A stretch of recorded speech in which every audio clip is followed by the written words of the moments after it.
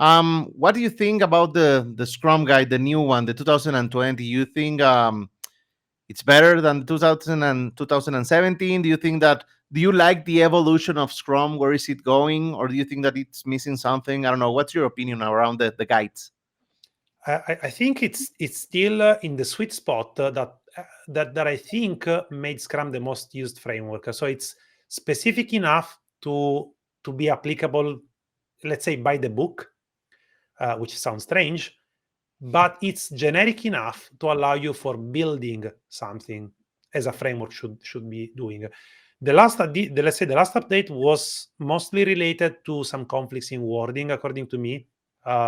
Like renaming the development team into developers, for example, is something that is mostly related to providing people a hook to talk about their identity or to try to remove some biases somewhere, as well as related to servant leadership for the Scrum Master.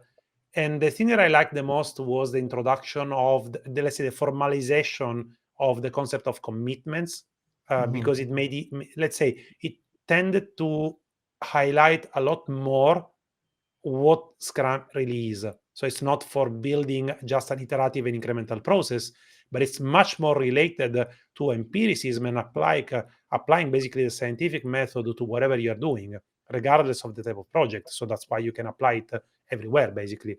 And that's really the most important thing.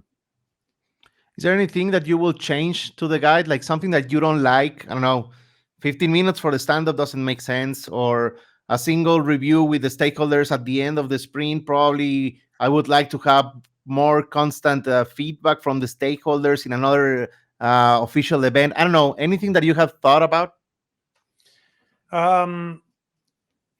If I have to be honest, I didn't think about something that I don't like and I won't change, because I believe, again, that the Scrum Guide has been developed in a way which is very precise and concise, and I like that. So I think that I have the kind of the temptation of build on top of that, because I have my biases, of course. So like I would add something more related, I don't know, to agile estimation or to the importance of whatever thing.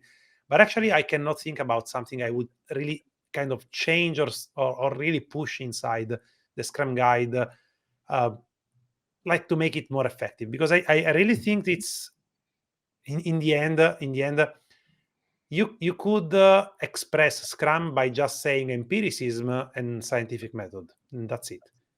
As opposed to a controlled process where you know the variable, the output, and everything's controlled. You say, we use that because we are in an uncertain world.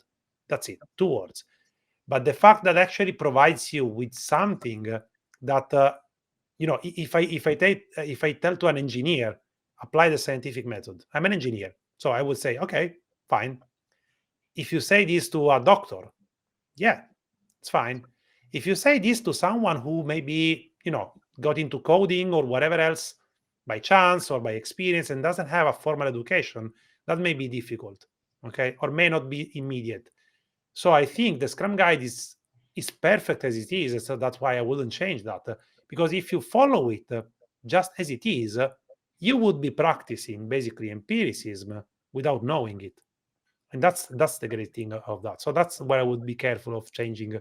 That I don't feel like so expert to change the Scrum Guide yet.